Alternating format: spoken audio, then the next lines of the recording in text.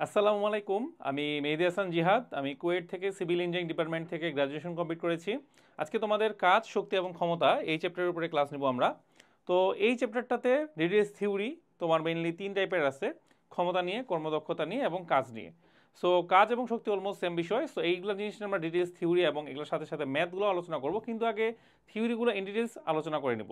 কারণ থিওরি থেকেই তুমি ম্যাথগুলো কীভাবে সলভ করতে হবে এটা বুঝতে পারবে, এবং থিওরিতে অনেক মনোযোগ সহকারে বুঝবা এবং খাতায় লিখবা। আমরা যখন পড়াচ্ছি, পড়ানোর সাথে সাথে তুমি যদি খাতায় লিখো, ইন দি মিন টাইম তোমার থিওরিগুলো কিন্তু হাতে প্র্যাকটিস হয়ে যাবে। এবং পাশাপাশি যখন আমরা ম্যাথগুলো করাবো, ওগুলো কিন্তু হাতে কলমে করবা। তাহলে হবে কি, যে তুমি ক্লাসেও মনোযোগ থাকলো, প্লাস খাতায় যে লিখবা সেটাও মনোযোগ থাকলো। তুমি যদি শুয়ে বসে ফোন চাপতে চাপতে ক্লাস দেখো, তাহলে কিন্তু লাভ পাবা না ভাইয়া, বুঝছো? তো সবাই অবশ্যই চেয়ার টেবিলে বসো, ভিডিওটা অন করো, অ্যান্ড আমি কী কী থিওরি পড়াচ্ছি থিওরিগুলো নোট ডাউন করে নাও ইন শর্ট। আর যেগুলো ব্যাখ্যা দিব, ব্যাখ্যা দেওয়ার সময় মনোযোগ সহকারে শুনো। আমি চেষ্টা করব সর্বোচ্চ ডিটেলসে তোমাদের বোঝানো, যেহেতু তোমাদের এই চ্যাপ্টারটাই আবার ইন্টারমিডিয়েটে তোমাদের দেখবা একদম বেসিক। এখানে যেগুলো পড়বা এইগুলাই আলোচনা করা আছে তোমার ইন্টারমিডিয়েটে। সো ইন্টারমিডিয়েটে নতুন কোনো কিছুই পাবা না তেমন বলতে গেলে। কাজ ক্ষমতা শক্তি চ্যাপ্টার থেকে শুধু অল্প কিছু জিনিস আছে যেগুলো আমরা নতুনভাবে ইন্টারমিডিয়েটে শিখবো, বাট এই টপিকগুলাই হুবহু সেম টু সেম তোমার ইন্টারমিডিয়েটে কিন্তু আলোচনা করা আছে। সো ওয়ান কাইন্ডও আমি তোমাদেরকে কিন্তু ইন্টারের টপিকগুলোও ক্লিয়ার করে দিচ্ছি, বুঝতে পারছো? সো এটা অনেক গুরুত্বপূর্ণ একটা চ্যাপ্টার, ভালো মতো পড়বা। তো প্রথমত আমরা কাজ এবং কাজের ধারণা, কাজ, ক্ষমতা এবং শক্তি এই চ্যাপ্টার নিয়ে আলোচনা করব। প্রথমে আমরা একটা চ্যাপ্টার দেখতেছি, মানে পিকচার দেখতেছি রূপপুর পারমাণবিক বিদ্যুৎ কেন্দ্রের। তো এটা নিয়ে আমরা অনেক গল্প শুনছি যে হবে হবে হবে, রাশিয়া থেকে আমাদের ইউরেনিয়াম আনতেছে, রাশিয়ার একদল দক্ষ বিজ্ঞানী এখানে অ্যানালাইসিস করতেছে এবং এটা বানানোর জন্য অনেক কাজ করতেছে। তো এটা 2026 সাল নাগাদ হয়ে যাওয়ার কথা। এখন দেখা যাক কী হয় ভবিষ্যতে। এইবার তো 2025 সাল চলতেছে। তা আসলে পরবর্তীতে আমরা এই অধ্যায় শেষে কী কী দেখবো এটা একটু আলোচনা করে নিই। তো কাজ এবং শক্তি সম্পর্কে মেইনলি আমাদের এই চ্যাপ্টারটা আলোচনা। তো কাজ যা, শক্তি অলমোস্ট সেম জিনিস, এইগুলোর ব্যাখ্যা আমরা ইন ডিটেলস একটু পরেই শিখবো। আর কাজ, বল এবং স্মরণের মধ্যে সম্পর্ক, এটা আমরা দিব একটু পরে। গতিশক্তি, বিভব শক্তি খুবই ইম্পর্ট্যান্ট, এটা নিয়ে আলোচনা করবো ডিটেলসে। এরপরে শক্তির উৎস সম্পর্কে, এটা অত বেশি ইম্পর্টেন্ট না, এমসিকিউর জন্য ইম্পর্টেন্ট। অর্থনৈতিক সামাজিক পরিষ্কার, এটাও ইম্পর্টেন্ট না। শক্তির রূপান্তরের ইম্পর্টেন্ট অত বেশি না। শক্তির রূপান্তর ব্যবহারে পরিবেশের ভারসাম্যহীনতা, এটাও এমসিকিউর জন্য ইম্পর্টেন্ট, সৃজনশীলের জন্য অত ইম্পর্টেন্ট না। ভর শক্তির সম্পর্ক, শক্তির কার্যকর ক্ষমতা, এগুলো ইম্পর্টেন্ট। এই যে ক্ষমতার কর্মদক্ষতা, এই দুইটা ইম্পর্টেন্ট। সো আমরা যেগুলো বেশি ইম্পর্টেন্ট সেগুলোতে টাইম আমরা বেশি দিব, যেগুলো কম ইম্পর্টেন্ট সেগুলোতে আমরা টাইম একটু কম দিব। তো আসলে ওয়ার্ক বা কাজ সম্বন্ধে আসলে আলোচনা করি। তো দৈনন্দিন জীবনে আমরা কাজ নিয়ে আসলে অনেক পড়াশোনা করি, যে এই কাজ এবং অকাজ অনেক কিছু বলা হয়। কিন্তু আমাদের পদার্থবিজ্ঞানের ভাষায় কাজ কিন্তু সম্পূর্ণ একটা ভিন্ন জিনিস। কাজ সেই বস্তুটারই হবে, ধরো যে এখানে একটা বস্তু আছে ভূমির উপরে, আমরা এটাকে ভূমি বললাম। এখানে একটা ব্লক আছে, ঠিক আছে, কাঠের ব্লক আছে, বা যে কোনো একটা আয়তাকার বস্তু আছে। তুমি এটাকে কি করছো, ঠেলা দিচ্ছ। তুমি ঠেলা দিচ্ছ অ্যাপ বল প্রয়োগ করে। এটা মনে করো তুমি তুমি অ্যাপ বল প্রয়োগ করতেছো। অ্যাপ বল প্রয়োগ করে এই বলকটাকে মনে করো এ বিন্দু থেকে তুমি সরাই নিয়ে চলে গেলা এইদিকে একটা বি পয়েন্টে। তুমি এদিকে অ্যাপ বল প্রয়োগ করে বস্তুটার এই বরাবর একটা সরণ ঘটাই দিলা। দেখো, আমরা কিন্তু একটা বস্তুকে যখন ঠেলা মারি, ঠেলা মারি অবস্থানের পরিবর্তন ঘটাচ্ছি। অর্থাৎ জিনিসটা হচ্ছে যে একটা বস্তুর উপর তুমি বল প্রয়োগ করতেছো এবং বল প্রয়োগের ফলে বস্তুটা সরণ ঘটাচ্ছ, তার ফলে কাজ হচ্ছে। এইরকম কথাবার্তাই আমরা এখন থেকে বলা শুরু করব। অর্থাৎ কাজ কখন বলা হবে, যখন তুমি বল প্রয়োগ করবা, ঠিক আছে, অ্যাপ বল প্রয়োগ করবা এবং ওই বল প্রয়োগের ফলে বস্তুটার এস দূরত্ব অতিক্রম করে। অর্থাৎ এস দূরত্ব মানে কি, এস মানে সরণ। দেখো একটা নির্দিষ্ট দিকে কিন্তু তার সরণ হয়েছে, এই বরাবর তার সরণ হয়েছে। এই দেখো এস এর দিকটা এইদিকে ডান দিকে, আবার তোমার বল প্রয়োগের যে দিকটা সেটাও ডান দিকে। তাহলে বল যেদিকে প্রয়োগ করতেছো সরণও সেই দিকে হচ্ছে। এই যে বল প্রয়োগের ফলে বস্তুটা যে একটা অবস্থানের পরিবর্তন হচ্ছে, সে এ পয়েন্ট থেকে এখানে চলে গেল মনে করো বি পয়েন্টে, অর্থাৎ একটা ভিন্ন অবস্থানে চলে গেল বল প্রয়োগের ফলে, এটাকে বলা হচ্ছে কাজ। তাহলে কাজের যদি আমরা আরেকটু ভালো মতো সংজ্ঞাটা শিখতে চাই, মনে রাখবা কাজ ইজ ইকুয়াল টু বল যে প্রয়োগ করলা, এই বল কিন্তু একটা ভেক্টর রাশি, ভেক্টর রাশিকে উপরে তীর চিহ্ন দিয়ে লেখা হয়। বুঝতে পারছো? এটা তোমাদের ইন্টারমিডিয়েট টপিক, বাট তোমাদের কিন্তু ভেক্টর রাশি, স্কেলার রাশি আলোচনা করা হয়েছে বল চ্যাপ্টারটাতে, ক্লাস 9-এ যখন ছিল তখনকার, বা ক্লাস 9-এর বই এটা আলোচনা করা আছে। তাহলে এই যে বল প্রয়োগের ফলে বস্তুটা যে সরণ ঘটাইছো, এই মাঝখানে একটা ডট চিহ্ন দিতে হয় ছোট্ট করে, এই যে ডট, ঠিক আছে। পরে সরণটাকে এস দ্বারা লেখা হয়, এস এর উপর একটা ভেক্টর সাইন দেওয়া হয়। অর্থাৎ আমাদের এস মানে কি, সরণ। সরণ ভেক্টর রাশিটা আমরা আগেই পড়ছি, তাই না? সরণ এক প্রকার রাশি, ভেক্টর রাশি, মানে সরণের কিন্তু দিক সহ উল্লেখ করলে আমরা সরণ বলি। কিন্তু যদি আমরা দিক উল্লেখ না করি তখন বলবো দূরত্ব। তাহলে বল প্রয়োগের ফলে বস্তু যে সরণ হয়, এই বল আর সরণের এই যে একটা ডট সাইন দিলাম না মাঝখানে, এই ডট সাইনটাকে বলা হয় ডট গুণফল। ডট গুণফল। তাহলে বল এবং সরণের ডট গুণফলকে আমরা কি বলতেছি? কৃতকাজ। তাহলে এই জিনিসটা একটু ভালো মতো মাথায় রাখবা। এবং এই ডট গুণফলটা যদি আমরা উঠাই দেই তাহলে আমরা এটাকে লিখতে পারি এফ এস কোস থেটা।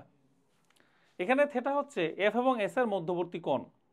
তুমি লক্ষ্য করো তো, এফ যেদিকে প্রয়োগ করছো এসও সেম দিকে না? তাহলে এফ এবং এস এর মধ্যবর্তী কোণের মান কত? 0 ডিগ্রি। তাহলে আমরা কিন্তু এখানে বলতে পারি যে এফ এস এই অঙ্কের জন্য কোস 0 ডিগ্রি এবং কোস 0 মান কত? 1। তাহলে আমাদের বইতে দেখাও এই লাইনটা লেখা আছে যে F is equal to F into S. তাহলে তোমাদের বইয়ে যে এফ ইন্টু এস প্রমাণটা আসছে সেটা কীভাবে আসছে এবার বুঝতে পারছো? আমাদের কিন্তু মেইন সূত্র হচ্ছে এই যে এটা যেটা বক্স করলাম, যে কাজ এবং সরণের ডট গুণফলকে কৃতকাজ বলা হয়।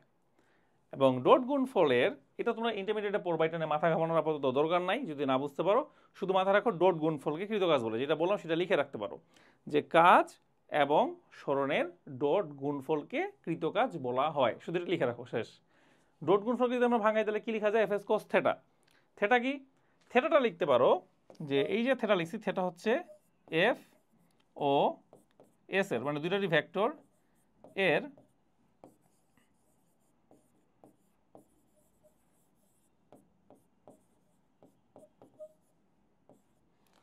এফ এবং এস এর মধ্যবর্তী কোণ।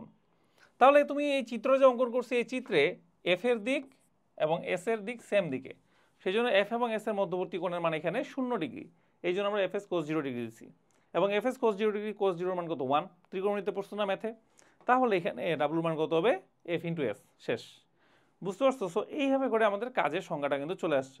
ওই জন্যই বলছো দেখো যে বল প্রয়োগ করা হয় এবং বল প্রয়োগের ফলে যতটুকু বস্তুটি বলের দিকে এস দূরত্ব অতিক্রম করে অর্থাৎ সরণ হয়, তা বল দিয়ে কাজের পরিমাণ ডাব্লু হচ্ছে, দেখো পরের লাইনে লেখা আছে এফ ইন্টু এস। তাহলে এই এফ ইন্টু এস কীভাবে আসছে আমরা তো ব্যাখ্যা করলাম একটু আগে, যে তুমি একটা বস্তুকে এফ বল প্রয়োগ করবা, তার ফলে সেটা এখান থেকে মনে করো এস দূরত্বে সরে যাবে, এস দূরত্বে সরে যায় এখানে থাকবে। তাহলে এই বস্তুটাকে এফ বল প্রয়োগ করে যেহেতু একটা এস দূরত্বে নিয়ে গেলা, এই এফ ইন্টু এস বল, প্রযুক্ত বল, তোমার প্রযুক্ত বল এফ, এবং তার ফলে বস্তুর সরণ এস, এই দুইটার গুণফলকে বলা হচ্ছে আমাদের কৃতকাজ। তাহলে সহজ বাংলা ভাষায় মনে রাখবা বল আর সরণের গুণফলকে কৃতকাজ বলা হয়। এখন আসো এগুলার একক এবং মাত্রা কীভাবে নির্ণয় করবা। আমরা দেখি W is equal to F S যে দিছি, এফ এর একক কি? নিউটন না? এস এর একক কি? মিটার না? সো আমরা কিন্তু কৃতকাজের একক আরেকটা বলতে পারি, সেটা হলো নিউটন ইন্টু মিটার। কৃতকাজের একটা একক হচ্ছে জুল, আর একটা একক হচ্ছে নিউটন ইন্টু মিটার। এমসিকিউতে আসে। নিচের কোনটি কৃতকাজের একক? নিচের কোনটি শক্তির একক? শক্তি এবং কৃতকাজ দুইটারই একক সেম। কেন সেম তার ব্যাখ্যা আমরা একটু পরে দিব, কিন্তু এটা মাথায় রাখবা কৃতকাজের একক নিউটন ইন্টু মিটার, তারপরে জুল, দুইটাই হবে। আরও একটা হবে, এই যে নিউটন এফ দিছো, আমরা বল চ্যাপ্টারে এর আগে কি পড়ছি? এর আগের ক্লাসে যে F equal to M into A পড়ছি না? এম এর একক কেজি, কিন্তু এ হচ্ছে ত্বরণ, ত্বরণের একক মিটার পার সেকেন্ড স্কোয়ার। তাহলে মিটার পার সেকেন্ড স্কোয়ার, তাহলে kg into metre into second to the power -2, এই মানটা তুমি নিউটনের এখানে দিয়ে দাও।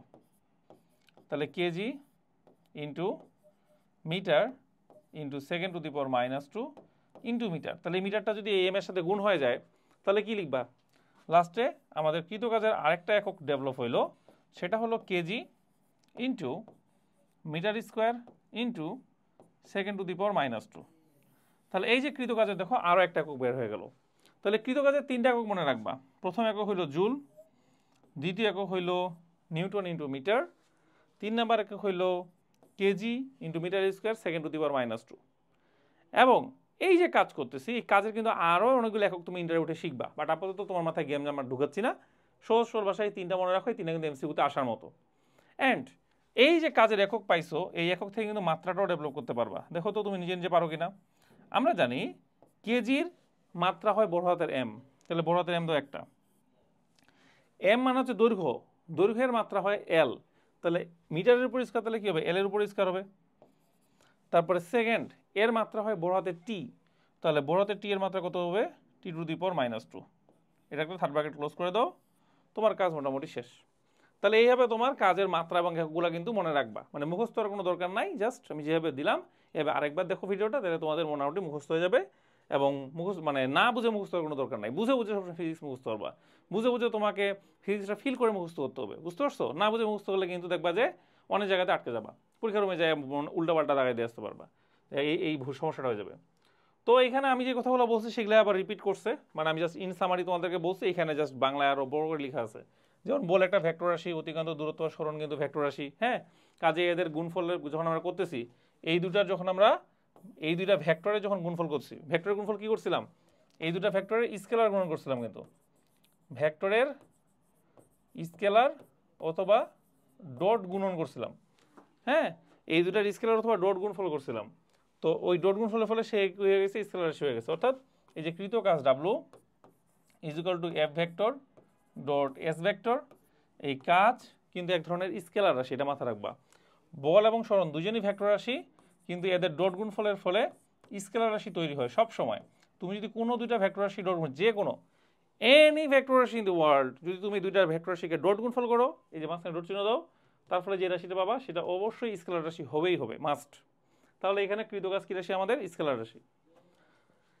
এখন দেখো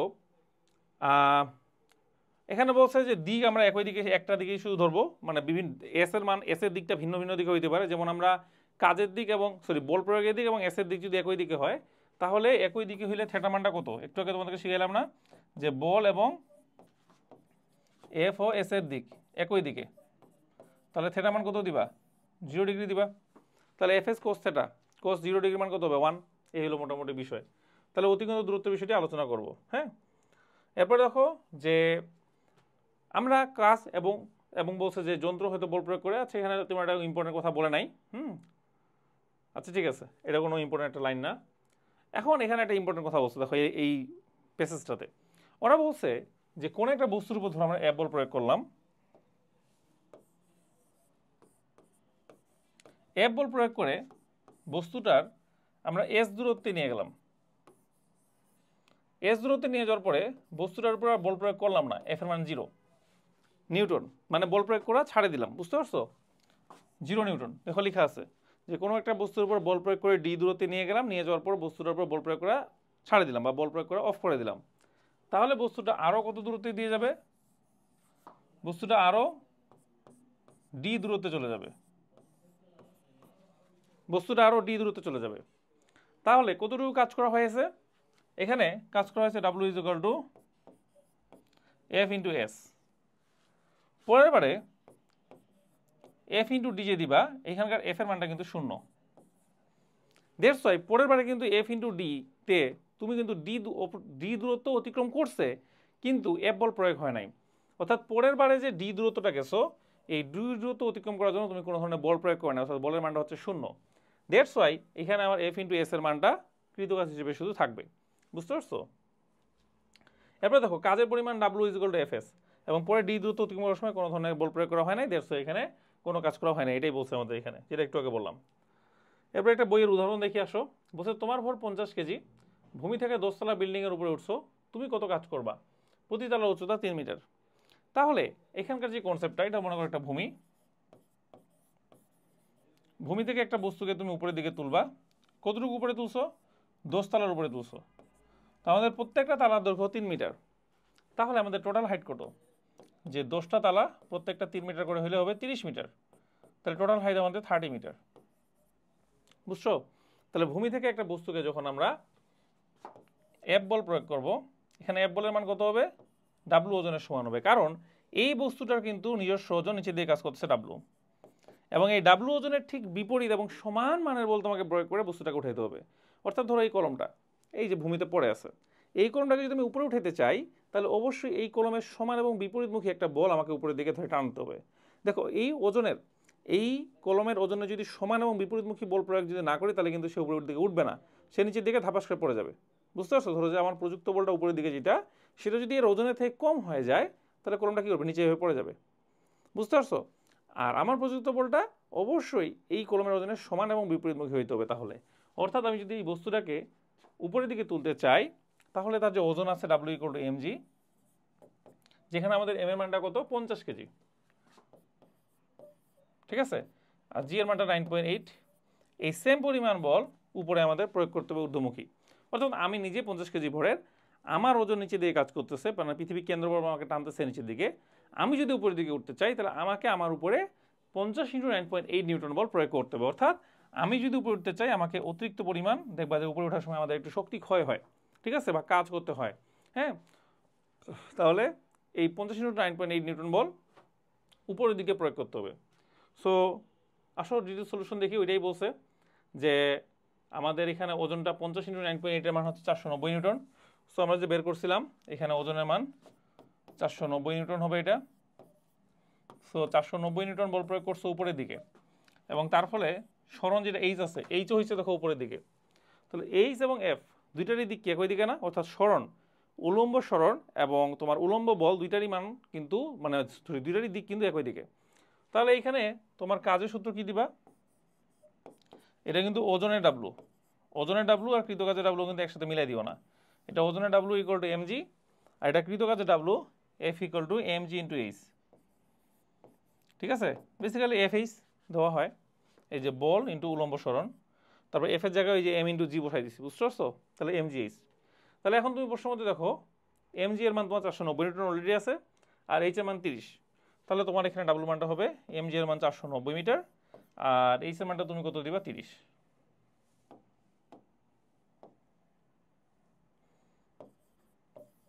ঠিক আছে, এত নিউটন, তাহলে এত জুল হয়ে যাবে লাস্টে কাজটা, কারণ কাজের একক কি আমাদের? জুল। দেখো ওইটাই করছি, 490 × 30 অর্থাৎ তোমার 14,700 জুল। এবং এটাকে যদি কিলো জুলে কনভার্ট করি, এটাকে 1000 দিয়ে ভাগ করতে হবে, 1000 দিয়ে ভাগ করে 14.7 কিলো জুল নিয়ে আসছে। সো আই হোপ এই অঙ্কটা তোমরা সবাই বুঝতে পারছো। আর না বুঝতে পারলে আরেকবার দেখো ভিডিওটা, ইনশাল্লাহ বুঝে যাবা। খুবই সোজা ম্যাথ, কারণ এর থেকে বড় বড় ম্যাথ সামনে আসতেছে। এখন বলছে তোমার ভর 50 কেজি, ভূমি থেকে 10তলা বিল্ডিংয়ের উপর উঠেছো, তুমি কত কাজ করেছো? এখন ধরা যাক গতিশীল একটা বস্তু তোমার দিকে এগিয়ে আসছে, ঠিক আছে, এটা অঙ্ক সলভ করে ফেলছে। এখন বলছে গতিশীল একটা বস্তু আমার দিকে আগে আসতেছে, আমি বল প্রয়োগ করতেছি ওই গতিশীল বস্তুটাকে আটকানোর জন্য। মনে করি একটা বস্তু এভাবে গতিশীল আসতেছে, আমি এইভাবে আটকাচ্ছি, কিন্তু আটকানোর ফলেও কোনো লাভ হচ্ছে না, এই বস্তুটা আমাকে এই পাশে টানিয়ে নিয়ে যাচ্ছে। অর্থাৎ তুমি বল প্রয়োগ করে বস্তুটিকে থামানোর চেষ্টা করলা। বলছে বস্তুটি তোমাকে ঠেলে এস দূরত্বে নিয়ে গেল।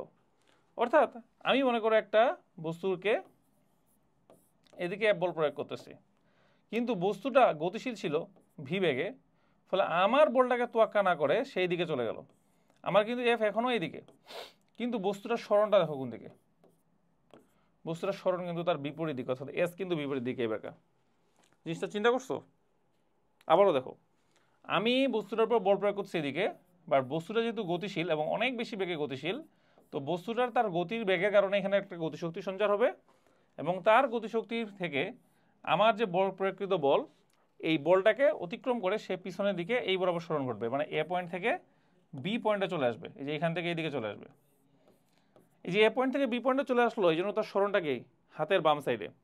এবং এই যে তোমার হাতের বাম সাইডে হচ্ছে, মানে এইভাবে যদি আমরা দেখি, তাহলে দেখো বলটা আমি ঠেলতেছিলাম এইদিকে, বাট সে আমাকে গতি দিয়ে এদিক নিয়ে গেল। তাহলে আমার বল প্রযুক্ত এদিকে, বাট আমার দিক হচ্ছে ওইদিকে, সরণের দিকে এদিকে। তাহলে দেখো এফ এবং এস এর মধ্যবর্তী কোণ কত? 180 ডিগ্রি না? তাহলে আমরা যে ডাব্লুর সূত্র দিয়েছিলাম এফ এস কোস থিটা, দেখো এখানে এস এদিকে আবারও দেখাচ্ছি বিপরীত দিকে, মানে বাম দিকে, এফ হাতের ডান সাইডে। তাহলে এফ এবং এস এর এই দুইটার মধ্যবর্তী কোণ থিটা হচ্ছে 180 ডিগ্রি। চিন্তা করে দেখো, অর্থাৎ যেদিকে বল প্রয়োগ করতেছো তার বিপরীত দিকে যদি সরণ হয়, তাহলে এফ এবং এস এর মধ্যবর্তী কোণ হবে 180 ডিগ্রি, আর একই দিকে সরণ হলে থিটা হবে 0 ডিগ্রি। তাহলে কোজ 180 যদি তুমি এখানে বসাও, এফ এস কোজ 180, কোজ 180 মানে আমরা সবাই জানি, ক্যালকুলেটর চেপে দেখো -1 আসবে, অর্থাৎ এখানে আসবে এফ ইন্টু মাইনাস এস। আমাদের অঙ্কে মাইনাস এস দিচ্ছে এটা বোঝানোর জন্য যে বস্তুর যে প্রযুক্ত বলটা সেটা হাতের ডান সাইডে, তো আমরা যদি এটাকে প্লাস ধরি, তাহলে বস্তুর সরণ যে হচ্ছে বাম দিকে, এটাকে আমরা তখন মাইনাস ধরবো, অর্থাৎ F into minus S is equal to minus F S. ওই জন্য দেখো মাইনাস এফ এস দেওয়া হয়েছে, আর এখানে এফ ইন্টু মাইনাস এস দেওয়া আছে, ঠিক আছে। তো এটা খুবই ইজি একটা কনসেপ্ট, এটা লিখে নিও। এরপর বলছে যে কাজটি ঋণাত্মক বা নেগেটিভ, দৈনন্দিন কথাবার্তায় আমরা অকাজ বলে থাকি, কিন্তু পদার্থবিজ্ঞানের ভাষায় পজিটিভ এবং নেগেটিভ কাজের অর্থ কি? পজিটিভ কাজের অর্থ হচ্ছে তুমি যেদিকে বল প্রয়োগ করছো সেদিকেই তার স্মরণ হয়েছে, নেগেটিভ কাজের অর্থ হচ্ছে তুমি যেদিকে বল প্রয়োগ করছো তার বিপরীত দিকে স্মরণ হয়েছে। এই হলো মেইন মধ্যা বিষয়। তো আসলে এখন শক্তি সম্পর্কে আলোচনা করি। শক্তি বা এনার্জি আসলে কাজেরই একটা রূপ। অর্থাৎ তুমি যদি একটা কোনো বস্তুর উপরে পজিটিভ কাজ করো তাহলে সেখানে শক্তি সঞ্চার হবে, আর যদি তুমি সেটার উপরে নেগেটিভ কাজ করো তাহলে সেখান থেকে শক্তি নিয়ে নিবা তুমি। অর্থাৎ তুমি যখন কোনো একটা বস্তুর উপরে কাজ করো, পজিটিভ কাজ করা হয়, তখন বস্তুটার মধ্যে একটা শক্তি সঞ্চার হয়, অর্থাৎ কাজ করার একটা উদ্যম তৈরি হয়, অর্থাৎ কাজ করতে পারে। ঠিক আছে? তো আমরা এটাই মেইন কথা আর কি বুঝবো, মানে সারাংশ এটাই যে কোনো একটা বস্তুর উপরে যদি পজিটিভ কাজ করা হয় তাহলে তার মধ্যে একটা পজিটিভ শক্তি উৎপন্ন হবে এবং তার ফলে সে কাজ করবে। কিন্তু একটা বস্তুর উপরে যদি নেগেটিভ কাজ করা হয় তাহলে এই বস্তু থেকে শক্তি তুমি শোষণ করে নিবা, এরকম বিষয়। তো এখানে ওগুলা কথায় বলা আছে, এগুলো তো বেশি গুরুত্বপূর্ণ বিষয় না। এই যে শক্তি বলতে কি বোঝায় আমাদের সবার মাঝে তার একটা ভাষা ধারণা আছে, কারণ আমরা কথাবার্তায় বিদ্যুৎ শক্তি, তাপ শক্তি যদি বলে থাকি, ঠিক আছে, বিদ্যুৎ শক্তি এক প্রকার শক্তি, তাপ শক্তি এক প্রকার শক্তি।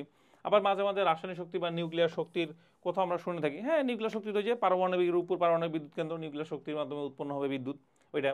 আবার আলোক শক্তিকে সেভাবে বলানো হলো, আলোক শক্তি কিন্তু এক প্রকার শক্তি, আমরা জানি, কারণ রোদের মধ্যে দাঁড়িয়ে থাকলে তোমার কিন্তু গরম লাগবেই।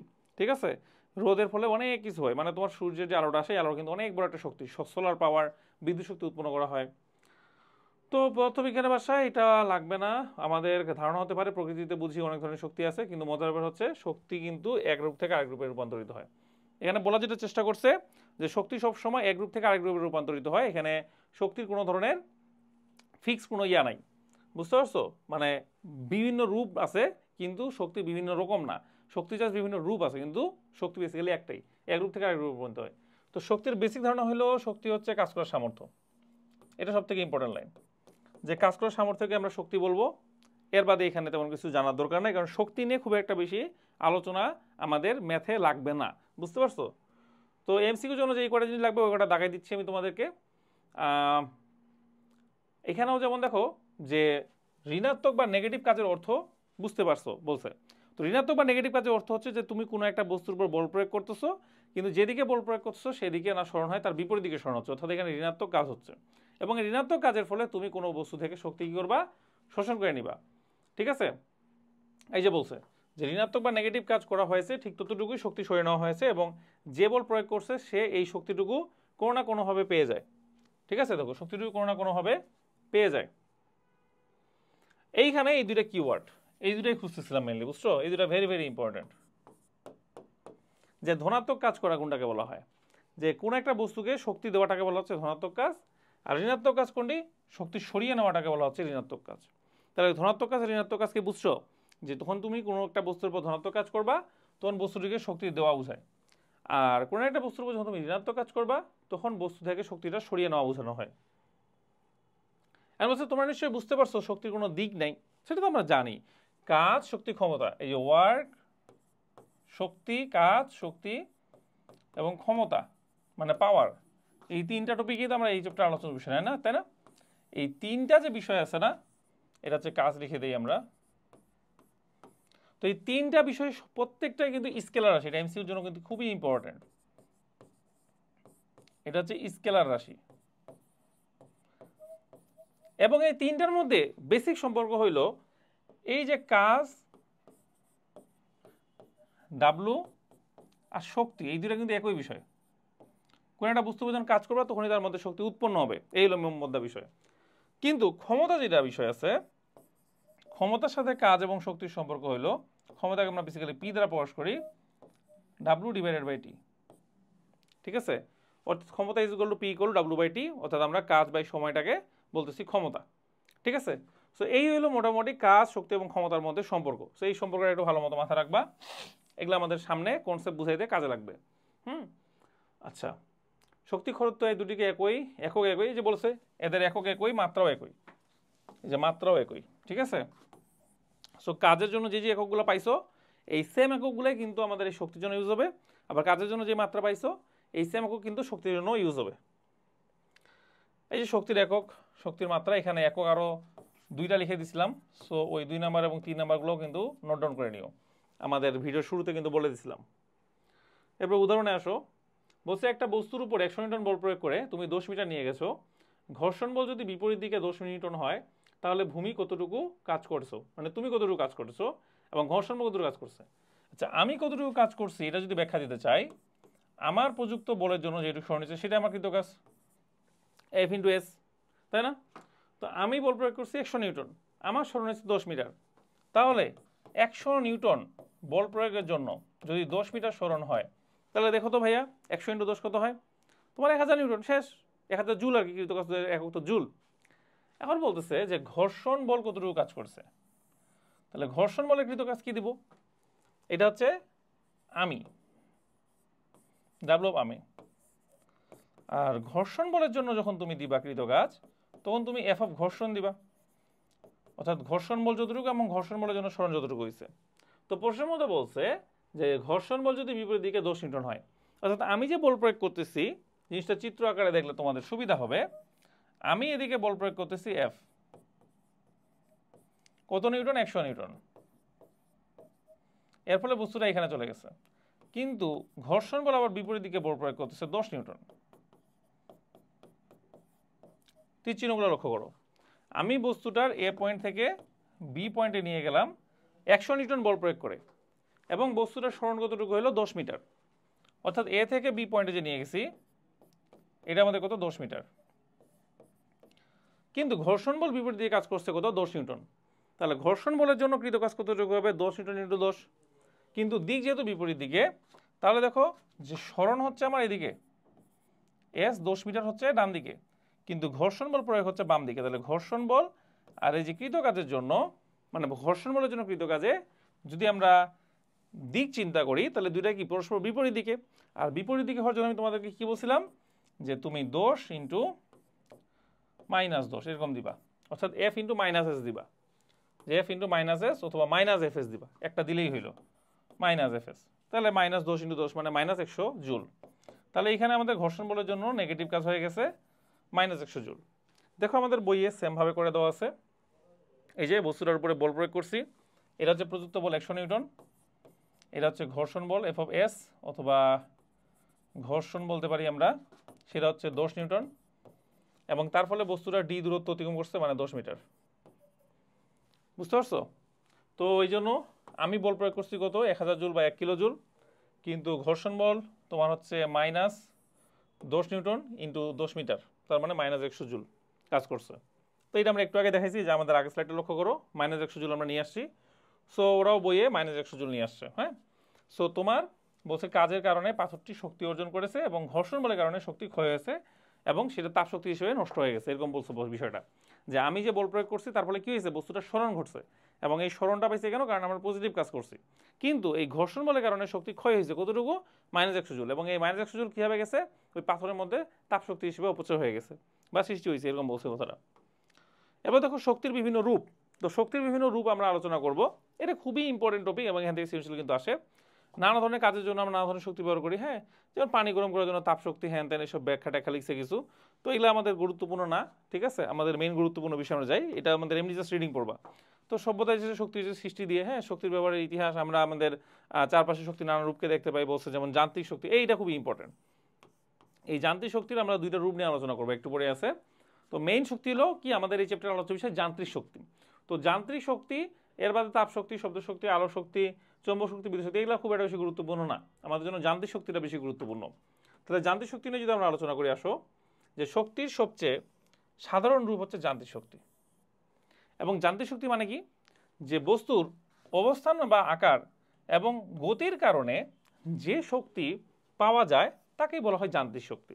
তাহলে যান্ত্রিক শক্তির বেসিক থিমটাই হলো যে বস্তুর অবস্থান বা আকার এবং তোমার হচ্ছে গতির কারণে যে শক্তি সঞ্চার হয় তাকে বলা হয় যান্ত্রিক শক্তি।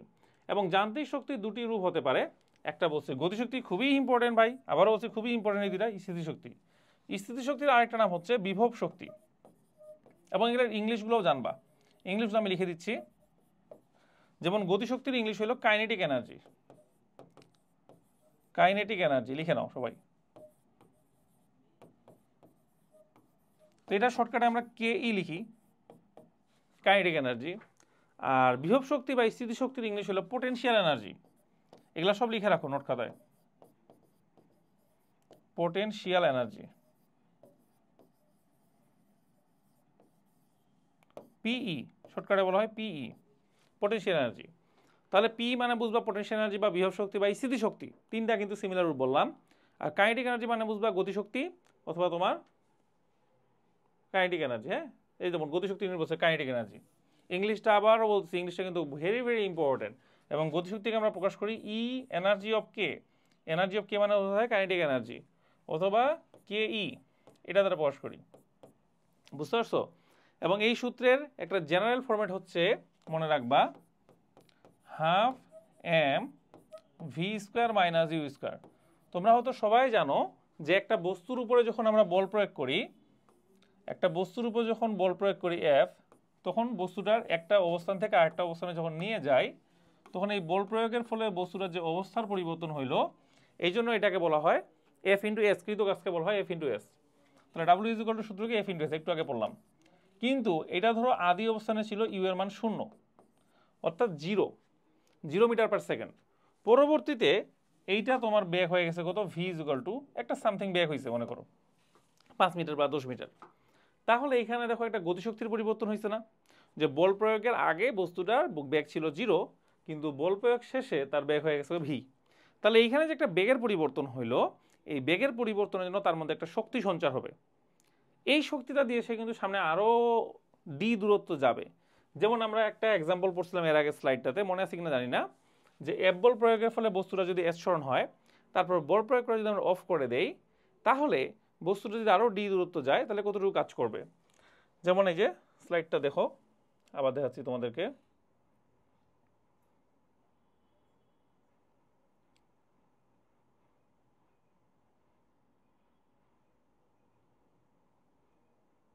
এই যে 11 নম্বর স্লাইডে, 11 নম্বর স্লাইডে দেখো যে এফ বল প্রয়োগ করে বস্তুটা এখানে নিয়ে আসছিলাম, এর ফলে এরপরে বল প্রয়োগ করা ছাড়ে দিছি, কিন্তু তাও বস্তুটা এখান থেকে এখানে গেছে কেন?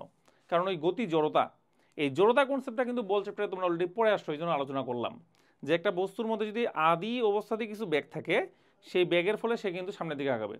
তো এইখানে কিন্তু তার একটা শেষ বেগ ভি আছে, বুঝছো? এখানে কিন্তু তার ইউ 0, স্থির অবস্থান থেকে যদি যাত্রা করে তাহলে ইউ 0, কিন্তু এফ বল প্রয়োগ করে যখন এস দূরত্ব নিয়ে গেছি, তখন তার মধ্যে একটা বেগ সঞ্চার হয়েছে, সেটা বেগের মানে ভি। এই ভি বেগের ফলে সে কিন্তু সামনের দিকে আরও আগাবে। কত দূর আগাবে? যতদূর যায়, ডি দূরত্ব যায়, কিন্তু এইখানে কোনো বল প্রয়োগ করা হয় নাই। সো এইখান থেকে এইখানে যাওয়াটা সম্পূর্ণ কিন্তু গতি জড়তার কারণে হয়েছে। বুঝতে পারছো? তো চলো আমাদের আবার পূর্বের স্লাইডে যাই।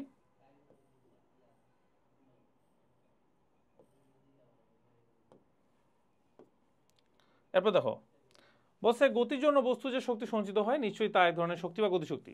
এখানে বলেই দিছে যে গতির জন্য বস্তুর মধ্যে যেই শক্তিটা সঞ্চিত হবে, সেটাকে বলা হচ্ছে আমাদের গতিশক্তি বা স্থিতিশক্তি, এই গতিশক্তি বা শক্তি। হ্যাঁ, তো আমরা যে রাস্তাঘাটে ভয়ঙ্কর দুর্ঘটনা দেখতাম, এটা আসলে যে ক্ষয়ক্ষতি হয়, তো তার প্রধান কারণ এই গতিশক্তি। মানে আমরা ধরো রাস্তায় দুটা বাস বা দুটা ট্রাক অ্যাক্সিডেন্ট হচ্ছে, এটার মেইন কারণই হচ্ছে গতিশক্তির কারণটা। তো একটা বাস বা ট্রাক যখন প্রচণ্ড বেগে ছুটে থাকে, তখন তার অনেক বড় গতিশক্তি থাকে, এবং দুর্ঘটনার সময় পুরো শক্তিটার কারণেই গাড়ি ভেঙে চুরে যায়, এবং প্রচণ্ড ধাক্কায় মানুষ মারাও যায়। তো এখন বলছে একটা বস্তুর উপর বল প্রয়োগ করে কাজ করা হলে সেখানে কতটুকু গতিশক্তি হবে, সেটা আমরা খুব সহজে বের করতে পারি। তো এটা সূত্র অলরেডি আমরা দেখাইছি, কারণ সূত্রের প্রমাণটা আর কি দেখাবো, মানে সূত্রটা কীভাবে আসছে। তো ধরা যাক এফ বল প্রয়োগ করার ফলে এম ভরের একটা বস্তুকে এস দূরত্বে সরানো হলো। এটা একটু আমরা ব্যাখ্যা করলাম যে একটা এম ভরের বস্তুর উপরে যদি তুমি এফ বল প্রয়োগ করো, ধরো এখানে এম ভরের একটা বস্তু আছে, এখানে তুমি এফ বলে টান মারলা, টান মারে এখানে নিয়ে আসলা, কত দূরত্বে? এখান থেকে এখানে এস দূরত্বে নিয়ে আসলা। তাহলে এর মধ্যে কতটুকু কাজ করা হবে? W is equal to F into S. এই যে আগেই পড়ছি এগুলা। এখন নিউটনের সেকেন্ড ল যেটা আছে, নিউটনের সেকেন্ড ল থেকে আমরা কি জানি? F equal to M A. তাহলে F equal to M A দিলাম, এই যে এফ এর জায়গায় এম ইন্টু এ বসাই দিলাম। বুঝতে পারছো? তাহলে আমরা প্রমাণটা একটু দেখাই যে W is equal to F into S. নিউটনের সেকেন্ড ল থেকে জানি F equal to M A. তাহলে সূত্রটা কি দাঁড়াচ্ছে? এম ইন্টু এ, এটা হচ্ছে এফ থেকে আসছে, আর এস তো থাকলোই আগে থেকে। এম এম এর জায়গায় থাকলো, এই এ ইন্টু এস যে আছে না, এই এ ইন্টু এস এর মধ্যে আমরা কিন্তু এস এর একটা সূত্র জানি যে এম এর মতো থাকতেছে, আর এস এর সূত্র হচ্ছে u t plus half a t square. তো s equal to u t plus half a t square যদি দিয়ে দেই, এবং এই বস্তুটার যদি আমরা ধরি যে ভাই আদি বেগ ইউ এর মান 0, আদি বেগ কত? ইউ এর মান 0। তাহলে আদি বেগ ইউ এর মান 0 হলে দেখো দেখি কি আসে, এম ইন্টু এ হাফ ইন্টু এ টি স্কোয়ার। ঠিক আছে, তাহলে হাফটাকে তুমি সাইডে সরাই রাখো, মানে হাফটাকে সামনে নিয়ে আসো, এম ইন্টু এ স্কোয়ার ইন্টু টি স্কোয়ার এরকম নিয়ে আসো বিষয়টা। তাহলে হাফ ইন্টু এম ইন্টু এ টি হোল স্কোয়ার এরকম লিখলাম, যে এ স্কোয়ার টি স্কোয়ারটাকে এ ইন্টু হোল স্কোয়ার লিখলাম, এখানকার এ আর এখানকার এ মিলে এ স্কোয়ার টি স্কোয়ার হয়ে যাবে। তার একটা সূত্রের মধ্যে জানা আছে না, V equal to U plus A T, V equal to U plus A T গতির সমীকরণ। তো এখানেও যদি ইউ এর মান বা বস্তুটা স্থির থাকে, স্থির অবস্থান থেকে যাত্রা করে, স্থির অবস্থান থেকে যাত্রা করলে তার আদিবেগের মান কত দিবা? 0। তাহলে ভি ইজ ইকুয়াল টু এটি। তাহলে এই এটির জায়গায় যদি ভি বসাই দিই আমরা, দেখো ডাব্লুর প্রমাণটা চলে আসছে যে half into M into V square. সেইভাবে কিন্তু প্রমাণটা আমরা করতে পারলাম। এটা আরও একভাবে প্রমাণ করা যায়, যেমন দেখো আমি যদি লিখি যে W is equal to M into A into S. ঠিক আছে, যে W is equal to F into S, F এর জায়গায় M into A into S দিলাম। এখন তুমি যদি এটাতে সূত্র অ্যাপ্লাই করো যে আমাদের V square equal to U square plus 2as, এই সূত্র আমাদের জানা আছে না। এখন এখানে আদিবেগ কত দিবা? 0, আগের মতোই। একটু অন্য কালি দিয়ে দেই, তাহলে তোমাদের বুঝতে সুবিধা হবে। এই যে ইউ এর মানটা কত দিবা? 0। তাহলে 2as এ দেওয়া আছে, এখান থেকে as এর মানটা এখানে বসাই দাও। তাহলে এখান থেকে as এর মানটা বসাই দিলাম ভি স্কোয়ার ডিভাইড বাই 2। তাহলে ভি স্কোয়ার ডিভাইড বাই যে 2 দেওয়া আছে, এটা যদি এখানে বসাই দেই M into V square divide by 2, দেখো এটা এস এর জায়গায় বসাই দিছি। তাহলে দেখো সহজে কিন্তু প্রমাণটা মিলে যায়, এস এর জায়গায় ভি স্কোয়ার বাই 2 শুধু। তাহলে দেখো ডাব্লিউ ইজ ইকুয়াল টু আমাদের কৃতকাজের জন্য বা গতিশক্তির জন্য হাফ এম ভি স্কোয়ার ই কে, এই গতিশক্তির সূত্রটা ডেভেলপ হয়ে গেল। সো আমার মনে হয় বইয়ে যে প্রমাণটা দেওয়া আছে তার থেকে আমি যে প্রমাণটা দেখাইছি এটা সো মাচ ইজি। সো তোমরা তোমাদের নোট খাতায় এই যে আমি যে প্রমাণটা দেখালাম এটা তুলে ফেলতে পারো, এবং এইটার হেল্পিং হ্যান্ড হচ্ছে যে আমাদের এটা। ঠিক আছে, সো স্ক্রিনশট নিয়ে নাও দ্রুত, তাহলে তোমরা এটা বইয়ে লিখে রাখতে পারো বা নোট খাতাতেও লিখে রাখতে পারো ইজিলি। এই প্রমাণগুলো কেন লাগবে তা বলতেছি, কারণ পরবর্তীতে আমাদের ম্যাথ সলভিংয়ের ক্ষেত্রে এই স্টেপগুলো কিন্তু লাগবে। প্রমাণে যে স্টেপগুলো আমি তোমাদেরকে দেখাচ্ছি, এই স্টেপগুলো কিন্তু পরবর্তীতে ম্যাথ সলভিংয়ের ক্ষেত্রে আমাদের কাজে দিবে। তাদের আমরা বলছি যে এফ বল প্রয়োগ করে এস দূরত্বে নিয়ে গেলে বস্তুর ভিতরে যে শক্তি সঞ্চার হয় সেটি হচ্ছে T is equal to half M V square. এবার দেখো গতিশক্তিতে টি বর্গ হিসেবে আছে, কাজে কোনো বস্তুর গতিশক্তি দ্বিগুণ বাড়াতে চাইলে 4 গুণ বেশি শক্তি দিতে হয়।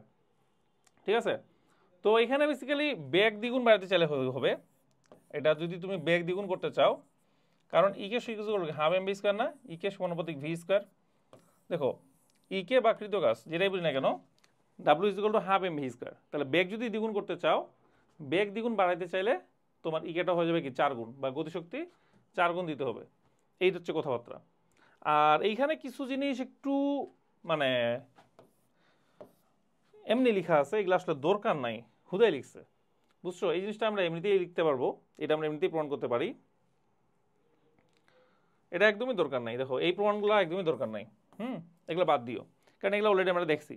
ওই যে half M V square minus you square, বুঝতে পারছো? কৃতকাজের সূত্র মানে বস্তুটা মনে করো আগে ইউ বেগে গতিশীল ছিল, সেখান থেকে তুমি তাকে ভি বেগে গতিশীল করলা, তাহলে তার উপর যদি এফ বল প্রয়োগ করে বস্তুটার এস পরিমাণ সরানো হয়, তাহলে তার ডাব্লিউ এর সূত্র কি? আমরা ডাব্লিউ এর সূত্র এর আগে দেখছি, W is equal to F into S, F এর জায়গায় M into A into S. তারপর আমরা কি দেখছিলাম, এই এ এস এর মানটা কি বসাইছিলাম, ওই যে V square equal to U square plus 2as। এখান থেকে শুধু এস এর মান যদি নিয়ে আসি আমরা, এস ইকুয়াল টু কি লিখতে পারবো, যে V square minus you square, V square minus you square divide by 2। দেখো এই মানটা ডাইরেক্ট যদি আমরা এখন ইনক্লুড দিই এস এর জায়গায়, তাহলে এম এর জায়গায় এম থাকলো, আর এস এর জায়গায় V square minus you square divide by 2 use করলাম। তাহলে লক্ষ্য করো এখানে সূত্রটা আমাদের ডেভেলপ হয়ে গেল half into M into V square minus you square. একটু ক্লিয়ার করে লিখে দিই তোমাদেরকে, V square minus you square. তাহলে এটা হলো ডাব্লু অথবা ই কে এর আরেকটা সূত্র। মানে এটাই বেসিক্যালি মেন সূত্র, তোমাদেরকে তো ক্লাসের শুরুতে আমি বলে দিছি যে কৃতকাজ বা গতিশক্তির মেন সূত্র হচ্ছে half M V square minus you square. U যদি 0 ধরো, মানে আদিবেগ যদি 0 হয়, তাহলে ইউ এর মান 0 দাও, ইউ এর মান 0 দিলে এখানে ভি থাকতেছে। ঠিক আছে, সো এটা টেনশনের কোনো কারণ নাই, খুবই ইজি কিন্তু প্রমাণ। তোমাদেরকে আবার প্রমাণটা ডিটেলস দেখাই দিলাম।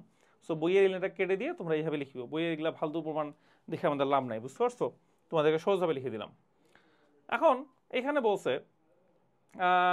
এই তো একটা সমীকরণ ছাড়া কিছুই না, এই সমীকরণটা আমরা অলরেডি দেখাই দিছি।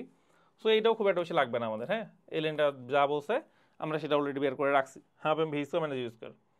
এরপর উদাহরণে আসো, বইয়ের কিছু উদাহরণ দেখি। বলছে 10 কেজি ভরের একটা স্থির বস্তুর উপরে, স্থির বস্তু মানে কি, তার আদিবেগ ইউ এর মানটা হবে 0, 10 সেকেন্ড ব্যাপী 10 নিউটন বল প্রয়োগ করা হলো। মানে তোমার প্রশ্নের মধ্যে টি এর মান দেওয়া আছে, সবসময় এই অঙ্ক দেখার পরে ডাটাগুলো লিখে দিবা সাথে সাথেই, বুঝছো? তাহলে অঙ্কটা করতে সুবিধা হবে তোমার জন্য। দেখো 10 সেকেন্ড দেখছো, টি এর মান 10 সেকেন্ড বসে দাও। তারপরে তুমি 10 নিউটন বল প্রয়োগ করছো, তাহলে এফ এর মান 10 নিউটন দিয়ে দাও, সাথে সাথেই দিয়ে দিবা। এ নাম্বার প্রশ্ন বলছে বস্তুটির গতিশক্তি কত। তো গতিশক্তি ইকে ইজ ইকুয়াল টু সূত্র কি দিবা, হাফ এম ভি স্কয়ার দিবা। এখন দেখছো ভাই এম এর মান প্রশ্নের মধ্যে 10 কেজি দেওয়া আছে, এটা হচ্ছে এম এর মান, কিন্তু ভি এর মান তো দেওয়া নাই। তাহলে ভি এর মান বের করো। ভি এর মান দেওয়া নেই তো কি হয়েছে, ভি ইজ ইকুয়াল টু সূত্র দাও ইউ প্লাস এটি। ইউ এর মান কত, 0। তারপর এ এর মান কত, বলছো ভাই এ এর মানও দেওয়া নাই, তো সমস্যা কি, বের করো। এ এর মান কীভাবে বের করবা, আমরা জানি নিউটনের second law, F equal to M into A. যেখানে এফ এর মান দেওয়া আছে তোমার প্রশ্নের মধ্যে কত, 10 নিউটন, এম এর মান দেওয়া আছে তোমার প্রশ্নের মধ্যে 10 কেজি, তাহলে এখান থেকে এ এর মানটা বের করে নিতে পারবা। 10 দিয়ে 10 ভাগ করলে হবে 1 মিটার পার সেকেন্ড স্কোয়ার। তাহলে তোমার এখান থেকে ত্বরণের মানটা বের হলো। এই ত্বরণের মানটা এখানে ইনপুট দাও। এখানে যদি ইনপুট দাও, আগের বার আমরা এই যে আরে V is equal to U plus A T, ঠিক আছে। ত্বরণের মানটা যদি আমরা এখানে ইনপুট দিই এই ইয়েতে, আর ইউ এর মানটা যদি 0 ধরি, কারণ আমাদের আদিবেগ স্থির অবস্থায় ছিল, স্থির অবস্থায় ইউ এর মান 0, তাহলে এ টির জায়গায়, এর জায়গায় তুমি দিবা 1 আর টি এর জায়গায় দিবা 10 সেকেন্ড। কারণ আমরা প্রায় এখানে প্রথমবারে বলছে যে 10 সেকেন্ড যাবত, এই যে 10 সেকেন্ড যাবত বল প্রয়োগ করছি। তাহলে যেহেতু 10 সেকেন্ড যাবত বল প্রয়োগ করছি, তাহলে টি এর মান কত দিবা, 10 সেকেন্ড দিবা। তাহলে 10 ইন্টু 1, তাহলে ভি এর মানটা দাঁড়ালো আমাদের কত, 10 মিটার পার সেকেন্ড, ঠিক আছে। তাহলে এই ভি এর মানটা এখানে ইনপুট দাও, তাহলে এই K is equal to half, M এর মান তুমি কত দিবা, 10 কেজি, আর ভি এর মানটা কত দিবা, 10 এর উপর স্কোয়ার। তাই তো এখানে 100, তারপর এখানে 5 দুগুণে 10, তাহলে 5 ইন্টু 100 তোমার হচ্ছে 500 জুল। তাহলে এখানে গতিশক্তির পরিবর্তন হলো 1 নম্বর অঙ্কের জন্য 500 জুল। দেখো মুখে মুখে ক্যালকুলেশন করা যায়, আর তোমাদের অসুবিধা হলে ক্যালকুলেটর ইউজ করতে পারো, সমস্যা নাই। বাট এখন থেকে ভার্সিটি এডমিশনে তোমরা যখন ঢাকা বিশ্ববিদ্যালয় পরীক্ষা দিবা, বা জাহাঙ্গীরনগরের পরীক্ষা দিবা, অথবা রাজশাহী বিশ্ববিদ্যালয় পরীক্ষা দিবা, ক্যালকুলেটর কিন্তু থাকবে না, বুঝছো? তো ক্যালকুলেটর ছাড়া কিন্তু একটু করে প্র্যাকটিস এখন থেকে করা উচিত তোমাদের, বুঝছো? কেবল যেহেতু 9 10 আসো তোমরা, সো তাহলে কী হবে যে আস্তে আস্তে কিন্তু স্কিলটা ডেভেলপ হবে তোমার। কারণ একদিনে তো হুট করে মানে আরও দিনে জাদু চেরাগের মতো এই যে ক্যালকুলেটর ছাড়া ক্যালকুলেশন শেখা যায় না, বুঝো নাই? তো যাই হোক, নেক্সট ম্যাথটা দেখো। তো এটা আমরা অলরেডি সলভ করছি। এই যে ভি এর মান 10, এ এর মান 1 মিটার পার সেকেন্ড স্কোয়ার, দেন আমরা এখানে হাফ এম ভি স্কোয়ার সাথে কম্পারিজন করে 500 জুল দিছি, এটা আমরা বের করছি, হ্যাঁ কৃত কাজ বা গতিশক্তির মানটা যে 500 জুল সেটা আমরা বের করছি অলরেডি। আর প্রশ্নের মতো বলছে যে 10 সেকেন্ড পর্যন্ত ত্বরণ হবে, এরপর ত্বরণ নেই বলে এখানে বলছে 20 সেকেন্ড পরে গতিশক্তি কত, বি নাম্বার অঙ্কটাতে বলছে। তো আমরা যেহেতু 10 সেকেন্ড পর্যন্ত বল প্রয়োগ করতেছি এবং পরের 10 সেকেন্ডে কোনো ধরনের বল প্রয়োগ করি নাই, তাহলে তার গতিশক্তির পরের বারে কোনো পরিবর্তন হবে না। কারণ আমরা গতিশক্তির পরিবর্তনের সূত্রটাই জানি যে half M V square minus U square. তাহলে পরের যে 10 সেকেন্ড আছে, পরের 10 সেকেন্ডে কোনো ধরনের বেগের পরিবর্তন হয়েছে, বেগের পরিবর্তন V is equal to U plus A T. U এর মান আমাদের কত ছিল, যে 10, এর মান কত, 0 ইন্টু টি, ঠিক আছে। টি এর মান কত, 10, অ্যান্ড এর মান 0 দিলেন কেন ভাই আপনি? কারণ আমরা যে জানি F equal to M A, এর আগে প্রয়োগ করছিলাম, এম এর মান হয় 10 আছে জানি, এর মান আমি জানি না, কিন্তু এফ এর মান তো 0 পরবর্তী 10 সেকেন্ডের জন্য। সরি, এই যে পরের যে 10 সেকেন্ডটা, এই পরের 10 সেকেন্ডে কিন্তু তোমার প্রযুক্ত বলের মানটা 0, তাহলে প্রযুক্ত বলের মান 0 হওয়ার কারণে ত্বরণের মানও 0, আর ত্বরণের মান 0 হওয়ার কারণে এই মানটাও 0, অর্থাৎ ভি এর মান শেষ বেগ কত, 10। তাহলে বেগের মান আগের বারও ছিল 10 মিটার পার সেকেন্ড, এইবারকেও আমাদের 10 মিটার পার সেকেন্ড। তাহলে দেখো এখানে 10 - 10 করলে আমাদের গতিশক্তির পরিবর্তনটা হয়ে যাবে 0, অর্থাৎ আগের বার গতিশক্তি যা ছিল পরের 10 সেকেন্ডও আমাদের সেম পরিমাণ গতিশক্তি থাকবে, অর্থাৎ আমাদের গতিশক্তির মানটা হবে কত, ওই আগেরবার 500 জুল ছিল, এবারও 500 জুল হবে, অর্থাৎ গতিশক্তির মান হবে কত, 500 জুল। ঠিক আছে, এই হলো বিষয়।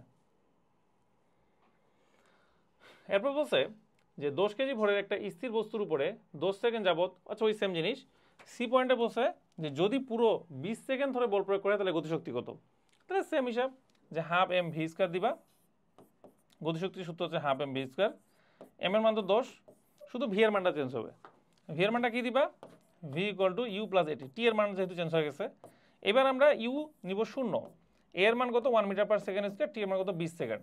কারণ তুমি এবারকার 20 সেকেন্ড ধরে 10 নিউটন বল প্রয়োগ করছো 10 কেজি ভরের বস্তুর উপরে। তাহলে আমরা যদি এফ ইকুয়াল টু এম এর সূত্রে অ্যাপ্লাই করি, আমরা 10 নিউটন বল প্রয়োগ করছি 10 কেজি ভরের বস্তুর উপরে, তাহলে আমাদের এখানে ত্বরণের মানটা আসতেছে কত 1 মিটার পার সেকেন্ড স্কয়ার।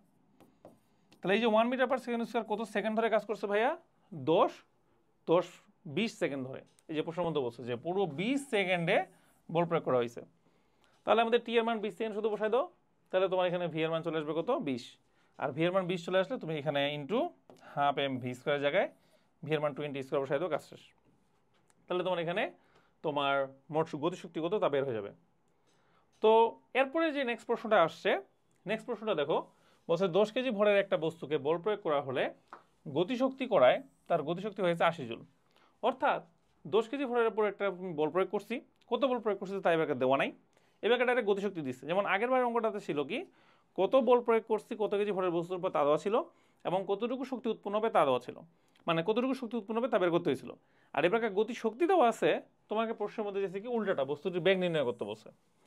তোমরা গতিশক্তির সূত্র কি জানি, half M V square, half M V square is equal to গতিশক্তি E K is equal to কত দিব 80 জুল দিবা।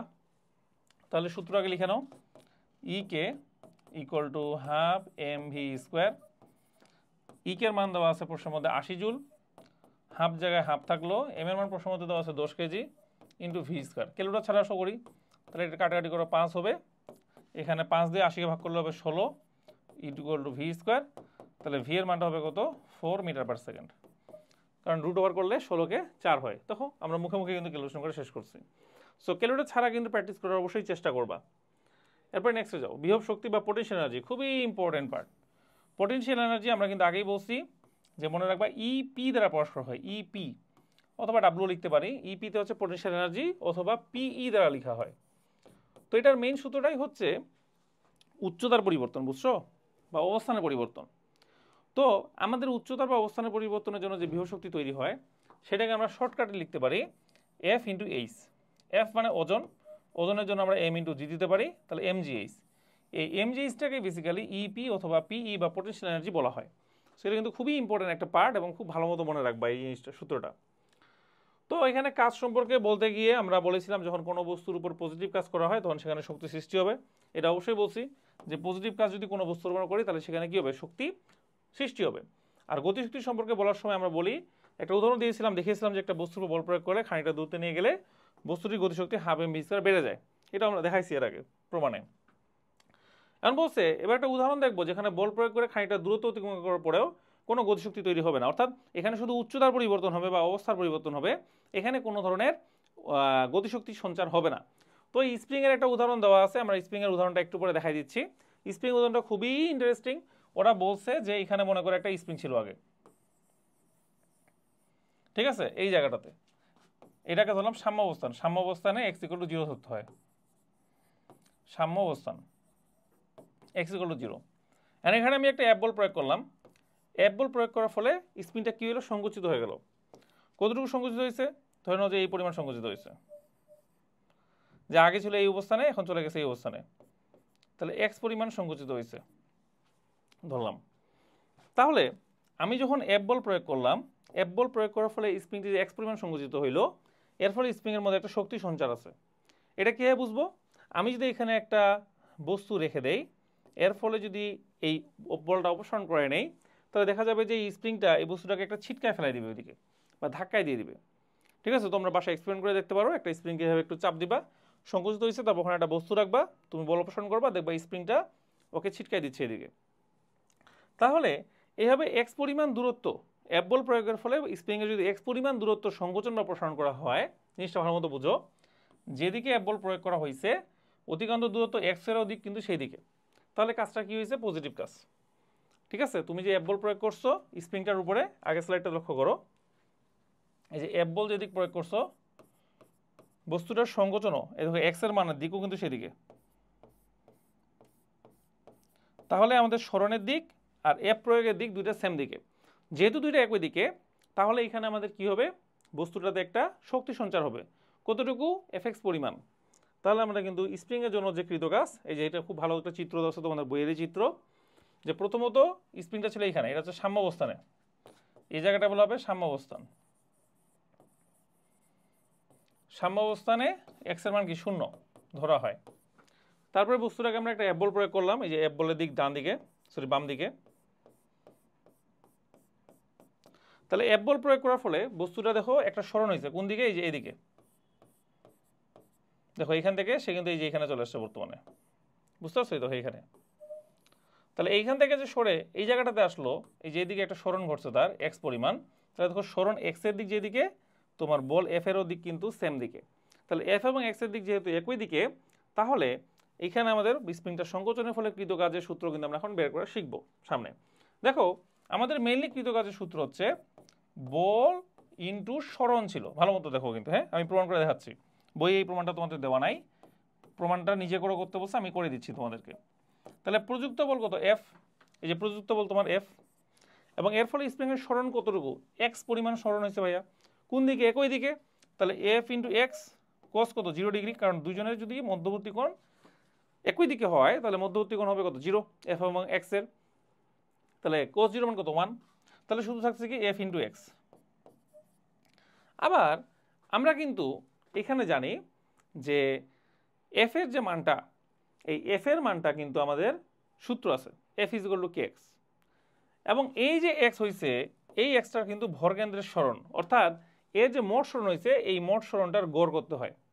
দেখো তো এইটা আগে এক্স ইকুয়াল টু 0 পজিশনে ছিল, পরবর্তীতে সে এখান থেকে এই পজিশনে যখন আসছে তখন এর মোট সরণ হয়েছে কত এক্স। তাহলে এইখানে যে আমরা সরণটা ধরছি এই সরণটাকে ধরতে হবে এক্স প্লাস 0 ডিভাইড বাই 2, মানে গড় সরণ ধরতে হবে। এটা তোমাদের ছোটবেলাকার কনসেপ্ট অনুযায়ী ঠিক আছে, বাট যখন ইন্টারমিডিয়েট উঠবা তখন কিন্তু এটা পড়াবে না, তোমাকে ইন্ডিকেশন করে করাবে।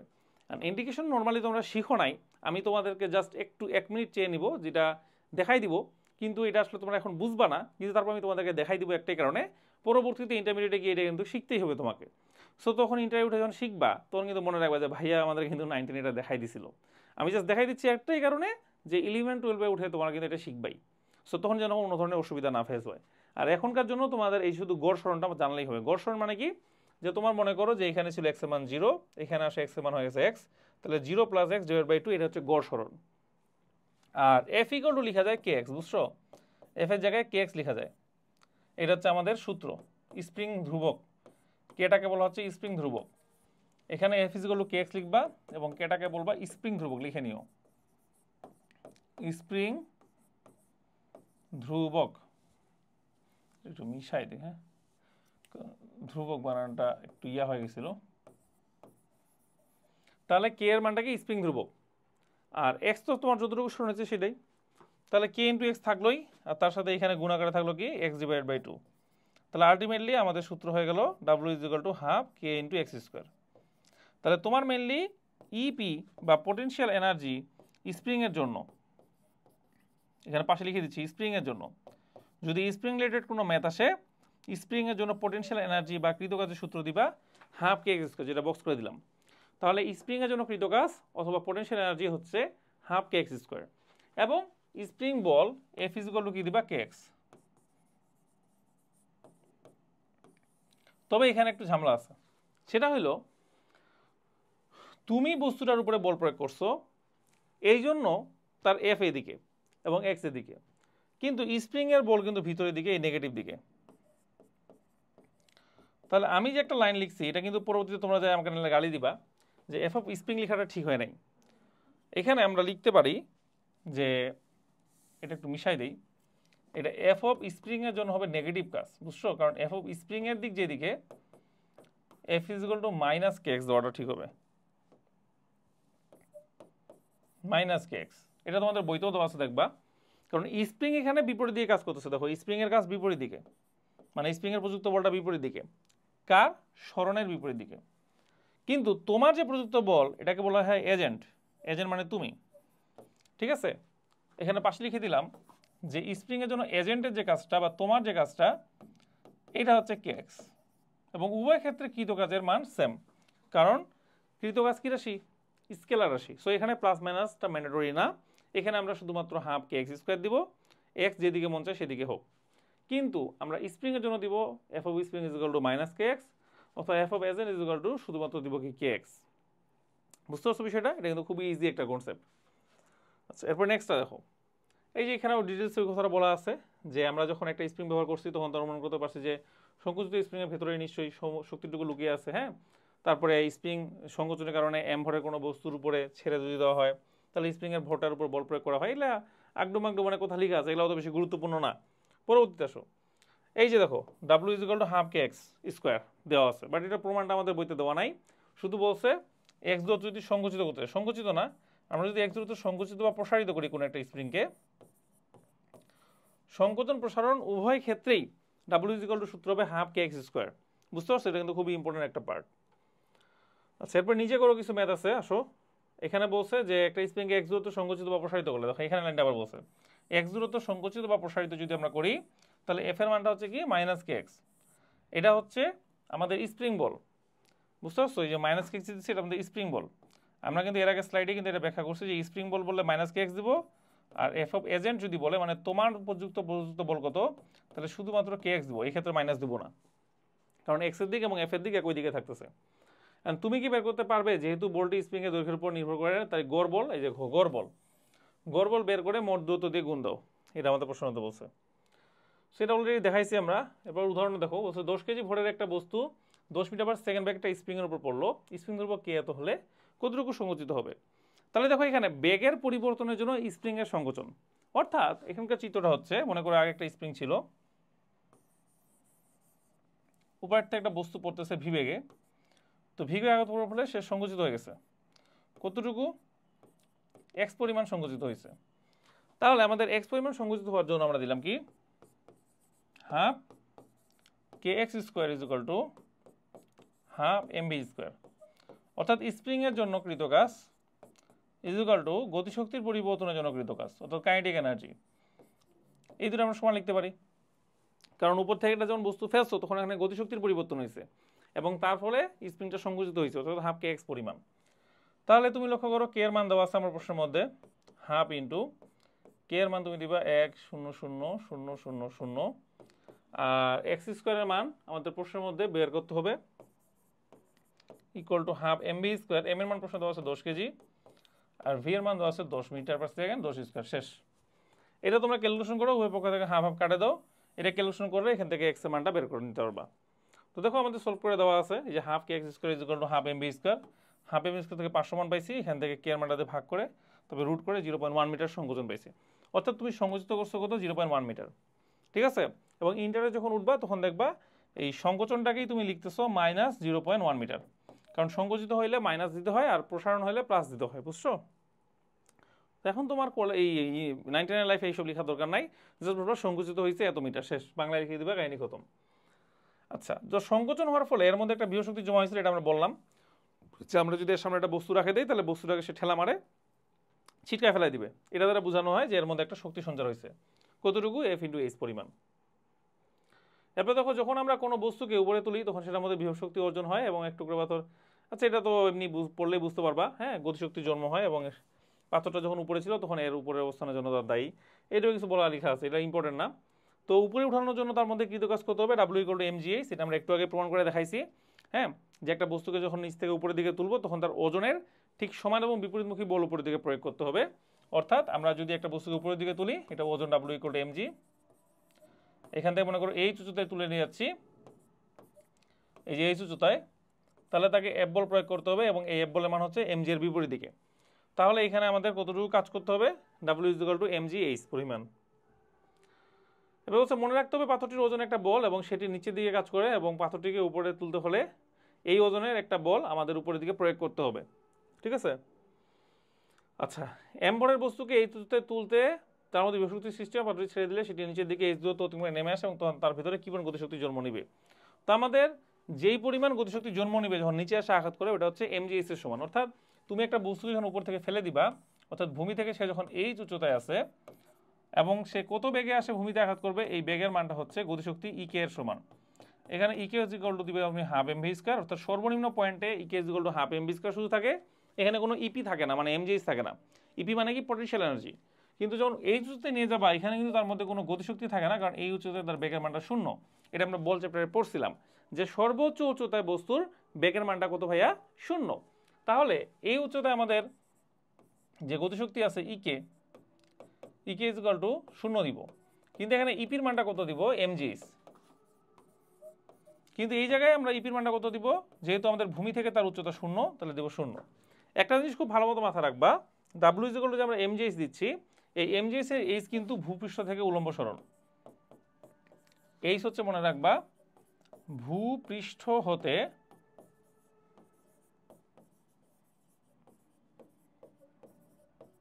উলম্ব সরণ, ভূপৃষ্ঠ থেকে উলম্ব সরণ বোঝানো হবে এইচ দ্বারা।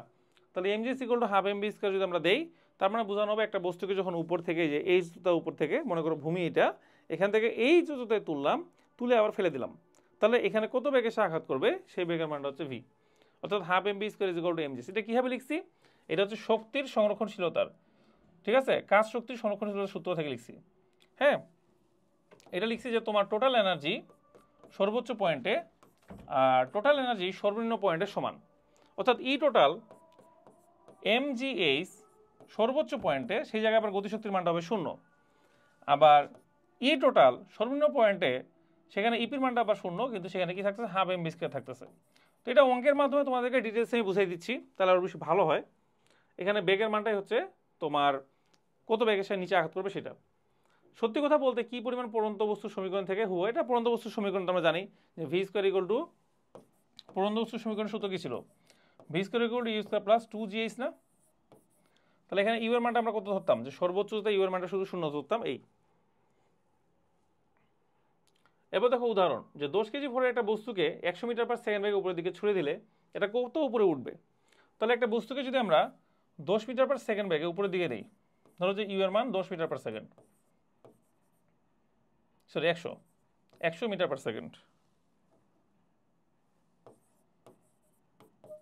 তাহলে এটা কত উপরে উঠবে? ধরলাম যে এইচ উচ্চতায় উঠবে, এবং এইচ উচ্চতার মান কত? এটাই তো বের করতে বলছে। তাহলে দেখো তুমি একটা বেগ প্রদান করছো নিচ থেকে ইকে পরিমাণ, এর ফলে সে উপরের দিকে উঠছে এবং এখানে একটা ইপি পরিমাণ শক্তি সঞ্চার হয়েছে। তাহলে আমরা কি লিখতে পারি?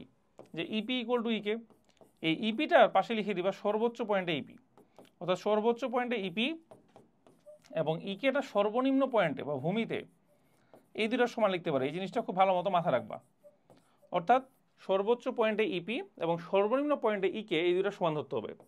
তাহলে সর্বোচ্চ পয়েন্টে ইপির মান কত? এমজিএইচ। সর্বনিম্ন পয়েন্টে ইকের মান কত? আমাদের হাফ এমভি স্কয়ার, ঠিক আছে। তাহলে EP is equal to MGH equal to half MV square দিলাম। দেখো তোমার প্রশ্নের মধ্যে উভয় থেকে এম আর এম কেটে দাও। জি এর মান তুমি জানো 9.8 হবে, এইচ এর মান তোমাকে বের করতে হবে, ভি এর মান তোমার দেওয়া আছে 100, 100-এর উপর স্কয়ার দাও, শেষ। এখান থেকে এইচ এর মান বের করবা, তোমার কাজ খতম। এটা ক্যালকুলেটর দিয়ে করে নিও, ঠিক আছে। আমাদের সলভ করে দেওয়া আছে, এই যে দেখো, হ্যাঁ, এখান থেকে দেখবা তাহলেই হবে। এখানে উভয় পক্ষ থেকে এমগুলো কাটা নেই, যে 10 আর এই 10 যদি কাটা দেওয়া যায় তাহলে কিন্তু ম্যাথটা আরও ছোটো হয়ে যাবে। এইখানকার 10 এখানে শূন্য কাটা দাও, তাহলে 5000 ডিভাইড বাই 9.8 করলে হয়ে যাচ্ছে। আমাদেরও কিন্তু সেম জিনিস বেরিয়েছিল, ঠিক আছে। সো এটা কিন্তু খুবই ইজি বিষয়। আচ্ছা, এরপরে দেখো নেক্সট প্রশ্ন বলছে তোমাদের বোঝানোর জন্য, আচ্ছা এখানে হাফটা আমাদের মিসিং আছে, হ্যাঁ, এখানে হাফ দিয়ে নিও। আমরা তো এম কাটছি, কিন্তু এই হাফটা তো থাকে যাবে, তাই না? তাহলে এখানে এই যে হাফ ইন্টু ভি স্কয়ার এটা থাকে যাবে, আর জি ইন্টু এইচ তোমার থাকবে। তাহলে এই যে এখান থেকে শুধু বের করে নিবা, কাজ শেষ। এবার দেখো তোমাদের বোঝানোর জন্য 10 কেজি ভরের বস্তুটি বলা হয়েছে, এখানে ভরের উপর নির্ভরশীল না। এটা আমরা জানি যে ভরের উপর নির্ভরশীল না কেন ভাইয়া, দেখো দেখি ওই পক্ষ থেকে এখানকারও এম আর এখানকারও এম কাটা যাচ্ছে না। সো বস্তুর ভরের উপর কিন্তু নির্ভরশীল না যে কত উপরে উঠবে। তুমি একটা 20 কেজি ভরের বস্তুকেও যদি আমরা এই 100 মিটার পার সেকেন্ড বেগ দিতে পারি, তাহলে কিন্তু এই সেম উচ্চতায় উঠবে। কত উচ্চতা? এই যেখানে বের করে দেখানো আছে, 510 মিটার উচ্চতায় উঠবে। এবং 100 কেজি ভরের বস্তুকেও কিন্তু ওই 510 মিটার উপরে উঠাইতে পারবো যদি আমরা 100 মিটার পার সেকেন্ড বেগ দেই ভূমি থেকে। তো এই কথাটা এখানে বলা আছে, হচ্ছে সরাসরি সূত্র ইউজ করতে পারতাম আমরা, ঠিক আছে। তো 5 কেজি ভরের একটা বস্তুকে 50 মিটার পার সেকেন্ড বেগে উপরের দিকে ছুঁড়ে মারলে কত উচ্চতায় বিভব শক্তি এবং গতিশক্তি সমান হবে? এটা তোমাদের বইয়ে একটু বাজেভাবে সলভ করা আছে, আমি সহজভাবে সলভ করে দিচ্ছি। দেখো বলছে যে আমরা একটা বস্তুকে, এটা ভূমি মনে করো, চিত্রগুলো কিন্তু অঙ্কন করবা, বুঝছো। এই চিত্রগুলো যে কতটা ইম্পর্ট্যান্ট তুমি তোমার যখন ইন্টারমিডিয়েট লাইফে উঠবা তখনই বুঝতে পারবা যে 50 মিটার পার সেকেন্ড ব্যাগে একটা বস্তু উপরের দিকে ছুঁড়ে মারছো এবং ছুঁড়ে মারার পরে সেটা উপরের দিকে উঠে গেছে এবং বস্তুর ভর কত 5 কেজি, এম এর মান 5 কেজি। তাহলে 5 কেজি একটা ভরের বস্তুকে যখন 50 মিটার পার সেকেন্ড ব্যাগে উপরের দিকে তুমি ছুঁড়ে মারছো তখন এর বিভব শক্তি কত উচ্চতায়? ধরলাম যে এই উচ্চতাটাতে সে উঠবে সর্বোচ্চ এই পয়েন্টে, কিন্তু এই জায়গাটাতে তার বিভব শক্তি এবং গতিশক্তি কী হবে? সমান হবে, ইপি ইজ ইকুয়াল টু ইকে। তাহলে আমরা বলতে পারি না যে এই পয়েন্টের তার টোটাল এনার্জি আর এই পয়েন্টের তার টোটাল এনার্জি দুটোই কী হবে? সমান হবে। অর্থাৎ এটাকে আমরা এ পয়েন্ট দিলাম, এটাকে আমরা বি পয়েন্ট দিলাম, এটাকে আমরা সি পয়েন্ট দিলাম। তাহলে কিন্তু আমরা বলতে পারি ই টোটাল এট এ পয়েন্ট, এটা কিন্তু সামনে অনেক বড় কাজে লাগবে, ওদের ভালো মতো শিখে রাখো। E total of B point is equal to E total of C point. ঠিক আছে? তো ই টোটাল অফ এ পয়েন্টে আমাদের মোট শক্তি কত? এখানে শুধুমাত্র হাফ এমভি স্কয়ার কাজ করবে। অর্থাৎ এ পয়েন্টে দেখো কোনো ধরনের স্থিতি শক্তি নাই। ঠিক আছে? তো এখন প্রশ্নের মধ্যে বলছে যে কত উচ্চতায় এর গতিশক্তি বিভব শক্তির সমান হবে। তাহলে হাফ এম ভি স্কোয়ার, বস্তুর ভর দেওয়া আছে, ভি দেওয়া আছে, তাহলে এখানে ই টোটাল অফ এ পয়েন্টটা পেয়ে যাবা। আর এম জি এইসের মান কত দিবা? এম জি ইন্টু এইসের মানটা দিবা 0, কারণ তোমার এ পয়েন্টে কিন্তু উচ্চতা নাই। দেখো ভূমি থেকে এ পয়েন্টে কোনো উচ্চতা আছে? নাই। অর্থাৎ ভূমি থেকে এ পয়েন্টের উচ্চতা কত? 0। এখন ই টোটাল অফ বি পয়েন্ট যদি আমরা চিন্তা করি, বি পয়েন্টে লক্ষ্য করো যে ইপিও আছে ইকেও আছে, দুইটাই সমান বলছি। তাহলে এখানে যদি আমরা বি পয়েন্টের জন্য ইপি প্লাস ইকে দেই এট বি পয়েন্ট, আমরা কিন্তু শর্ত অনুসারে বলতে পারি যে এখানে ইকের মানটা ইপি এর সমান। অর্থাৎ শর্ত অনুসারে বি পয়েন্টে E K is equal two E P. তাহলে ইকে জায়গায় ইপি বসাই দাও, অর্থাৎ 2 ইপি হয়ে যাবে। 2 এর জায়গায় থাকতেছে, ইপি জায়গায় কি দিবে এবার? M G into X. ধরলাম যে এক্স উচ্চতায় বস্তুটার স্থিতিশক্তি গতিশক্তির সমান হয়ে যাবে। তাহলে 2 ইপির জায়গায় 2 এম জি ইন্টু এক্স দাও। আবারও বলি, এ পয়েন্টে মোট শক্তি আর বি পয়েন্টে মোট শক্তি সমান লেখা যায়, এটা শক্তির সংরক্ষণশীলতা নীতি থেকে লিখে দিবা যে শক্তির সংরক্ষণশীলতা নীতি থেকে পাই যে কোনো পয়েন্টে তার মোট শক্তি সমান। তাহলে এ পয়েন্টটাতে দেখো সর্বনিম্ন পয়েন্ট, এখানে তার কোনো স্থিতিশক্তি নাই, শুধু তার গতিশক্তি আছে হাফ এম বি স্কোয়ার, এই জন্য স্থিতিশক্তিটা 0। আর বি পয়েন্টে ইপি কে দুইটাই থাকবে, কিন্তু বলে দিছে এই বি পয়েন্টে তার স্থিতিশক্তি গতিশক্তির সমান বা বিভব শক্তি গতিশক্তির সমান। তাহলে ইকে জায়গায় আমরা কি দিলাম? ইপি দিলাম। তাহলে দুইটা ইপি কত? ভূমি থেকে এক্স উচ্চতায় আছে, তাহলে 2 EP is equal to 2 M G X. উভয় পক্ষ থেকে তুমি এমগুলো কাটা দিতে পারো, এই এম আর এই এম কাটা, তবে এই দুই ওর সাথে গুণ হয়ে 4 হয়ে যাবে, 4 জি এক্স। তাহলে ভি তোমার লাগবে তো কত? এক্স এর মান লাগবে না? কত উচ্চতায় আছে? তাহলে এক্স এর মান যদি বের করি আমরা, এপাশে টু এপাশে গুণ হয়ে যাবে হাফ ইন্টু হাফটা 2 এর সাথে এই দুইটা এপাশে যদি আর গুণন করি তাহলে কত হবে? 1/4। আর ভি স্কোয়ার জায়গায় ভি স্কোয়ার থাকলো, ডিভাইডেড বাই জি থাকবে ইকুয়াল টু এক্স। ঠিক আছে? অথবা যদি আরেকটা লাইন এক্সট্রা করে লিখতে চাই আমরা যে 2gx equal to half V square. এই দেখো 2gx এর মধ্যে 2gটা নিচে নামাই দিছি, তাহলে কত হয়েছে? 4g, আর উপরে কি দিলাম? V square. তাহলে ভি এর মানও তোমরা জানো, ভি এর মান বা ইউ এর মান যেটাই বলো না কেন, এখানে যে বেগে নিক্ষেপ করছো ভি এর মান 50। তাহলে 50টা এখানে বসাই দাও, অর্থাৎ তুমি এক্স এর মানটা পেয়ে যাবা এক্স ইকুয়াল টু উপরে দাও 50 স্কোয়ার, নিচে দিবা 4 ইন্টু জি। জি এর মান কত ধরবা? তোমার যদি প্রশ্নের মধ্যে দোষ না ভুল ধরতে বলে তাহলে 9.8 ধরাটা বেশি যুক্তিযুক্ত, তাহলে 9.8 ধরে নাও। তাহলে এটা ক্যালকুলেশন করো, ক্যালকুলেশন করলে তুমি এক্স এর মানটা ইজিলি পাই যাবা। তো দেখো আমাদের বোর্ডে কীভাবে সলভ করছে, সেম ওয়েতে যে হাফ এম বি স্কোয়ার দিয়ে আগে মান বের করছে। ঠিক আছে? এটা হচ্ছে সর্বনিম্ন পয়েন্টে, আর সর্বোচ্চ দেখো স্থিতিশক্তি প্লাস গতিশক্তি ইকুয়াল টু প্রাথমিক গতিশক্তি দিছে। তো এখানে আমাদের বিভব শক্তি যেহেতু গতিশক্তির সমান, তাহলে এই দুটো যোগ করলে হবে 2, 2 দিয়ে ডাইরেক্ট ভাগ করছে, এটা দেখে তোমরা বুঝতে পারবে না সহজে, ওই জন্য আমি আগেই করে দিছি ওটা। দেখো আমাদের হাফ এম বি স্কোয়ারকে 2 দ্বারা ভাগ করছে, এমনিতেই এম কাটা চলে যেত। তো লাস্টে এখানে আসছে 63.78 মিটার। তো তোমরা চিন্তা করে দেখো এখানে আমাদের 63.78 মিটার আসছে কিনা। যে 50 স্কোয়ার করো ডিভাইড বাই 4 ইন্টু 9.8 করো, আমাদেরও কিন্তু এই সেম মান আসবে। 50 স্কোয়ার মানে কি? 2500, আমি লিখে দিয়ে হচ্ছে দেখো যে 2500, অর্থাৎ তোমার ভি স্কোয়ারকে বললে 2500 আসতেছে। 4 ইন্টু 9.8 মানে কত? যে তোমার 19 দুগুণে 38, তারপর 8 দুগুণে 16, 39.6, 39.6, সো অলমোস্ট 40 ধরে নাও। তো এটাতে যদি ভাগ করি তো দেখবা যে ওইরকম 4 সাথে 28, তো ওইরকমই তোমার মোটামুটি ভ্যালু আসতেছে। হ্যাঁ, সো তোমরা এটা ক্যালকুলেশন করিও, 63 পয়েন্ট সামথিং ওরকমই চলে আসবে। ঠিক আছে, আমরা দেখি ক্যালকুলেটরে চেপে যে কত আসে। তোমাদেরকে একটু প্রমাণ দেখাই দিই যে আদার মধ্যে ঠিক আছে কিনা, ভুল আমারও হইতে পারে। তো 2500 ডিভাইডেড বাই 4 ইন্টু 9.8,